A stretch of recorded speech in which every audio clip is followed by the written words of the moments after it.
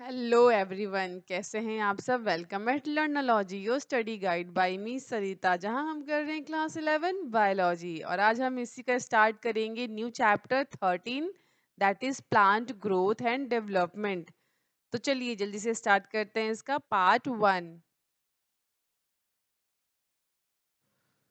So chapter plant growth and development में जो topics हम कवर करेंगे वो टॉपिक्स देख लेते हैं। तो सबसे पहले हम जानेंगे ग्रोथ के बारे में, then differentiation, de differentiation and re differentiation क्या होता है, देन डेवलपमेंट, और लास्ट में हम जानेंगे प्लांट ग्रोथ रेगुलेटर्स। तो एक एक करके हम ये सारे टॉपिक्स इस चैप्टर में कवर करने वाले हैं। So before going through all the topics of this chapter, हम थोड़ा सा इस चैप्टर के बारे में जान लेते हैं। So already chapter 5 morphology of flowering plants में हम प्लांट्स के डिफरेंट पार्ट्स के बारे में पढ़ चुके हैं।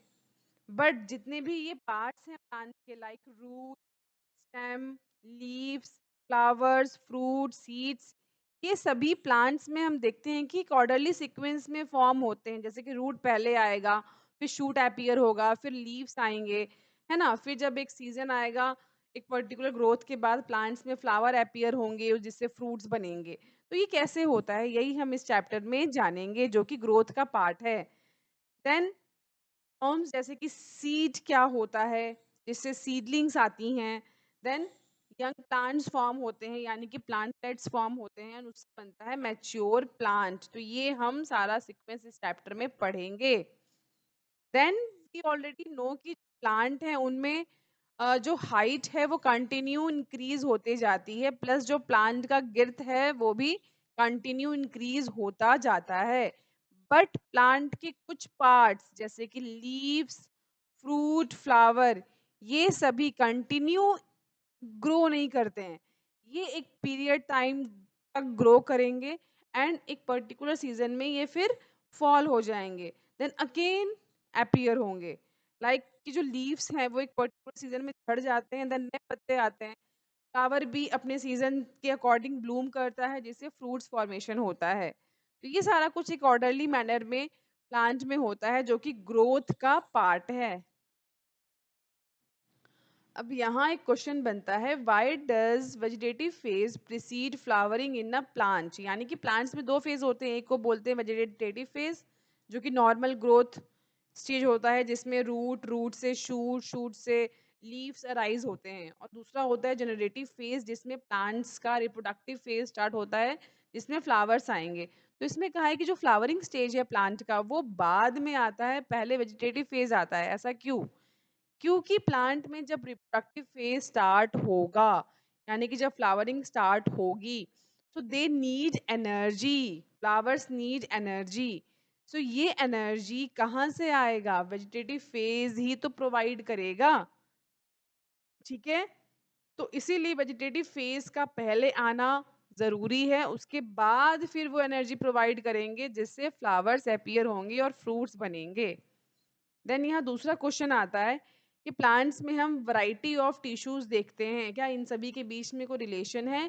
जैसे कि प्लांट्स में पहले सेल आएगा, सेल टिश्यू बनेगा, टिश्यू से फिर ऑर्गन्स बनेंगे, एंड ये ऑर्गन्स जो हैं फिर अपना अपना काम करेंगे। तो क्या इनके बीच में कोई रिलेशन है, और क्या ये ऑल्टर्ड हो सकते हैं?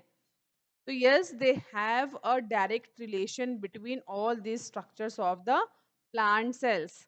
तो जितने भी ये स्टेजेस हैं डेवलपमेंट के, वहाँ सेल और टिश्यू जो हैं ये जनरली स्टेबल होते हैं, यानी कि ये सभी सेम टाइप के होंगे, इनमें कोई डिफरेंशिएशन नहीं होगा। बट आगे जब ये टिश्यू ऑर्गन में डेवलप हो जाते हैं, then they get differentiated and they perform their individual functions according to the environmental stimuli during the development. So all the cells that we see in a plant, they arise from a single cell, that is zygote. This zygote undergoes different changes, form different structures, and all those different structures got different functions. This whole process includes some of two processes, that is growth and differentiation, in which this zygote undergo differentiation to form different type of structures in an orderly sequence to form a mature plant in which we see root, stem, leaves, branches, flower, fruit, seeds, and eventually they die. सो पहला step जो plant growth में होता है that is seed germination. सो अगर seed को favourable condition मिलता है, they got proper nutrients, proper moisture from the environment, so they start germination. This is called germination, where from seed radicals appear which develop into future root, and then commune appear which develop into future shoot. But अगर condition favourable नहीं है, there is no moisture, there is no nutrients, क्या होगा, जो ये seeds हैं ये germinate ही नहीं करेंगे, ये इसी तरह से सस्पेंड रहेंगे. And this phase is called dormancy period.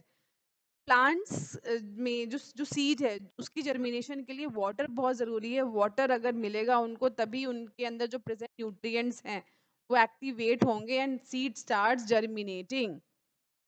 ठीक है. तो once these seed got favorable condition, they starts their metabolic activities and growth takes place. In this chapter we also study about some factors which govern and control these developmental processes.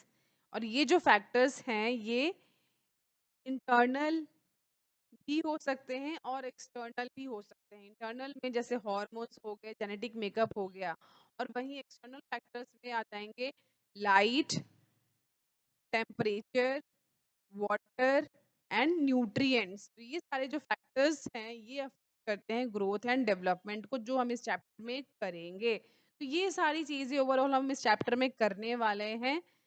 तो ध्यान से आप आगे का chapter समझेंगे. अगर आपको आज के सारे टॉपिक्स अच्छे से समझ आ गए हैं तो आप वीडियो को लाइक कीजिए और साथ ही मेरे चैनल को सब्सक्राइब भी कीजिए और साथ में दिए गए बेल आइकन को भी प्रेस कर दीजिए, जिससे कि आपको मेरी वीडियो लेटेस्ट वीडियो की नोटिफिकेशन आपको तुरंत मिल जाए. अगर आज की क्लास में कोई भी डाउट है तो आप नीचे कमेंट सेक्शन में पूछ सकते हैं. नेक्स्ट क्लास में हम स्टार्ट करेंगे टॉपिक ग्रोथ. फ्रेंड्स, आप आज के सारे टॉपिक्स अपनी एनसीईआरटी बुक में अच्छे से रीड कर लेंगे, जिससे कि आप कॉन्फिडेंट हो जाए कि अब तक की क्लास में हमारा एनसीईआरटी से सब कंप्लीट हो गया है. Till that, stay happy, stay healthy, see you soon.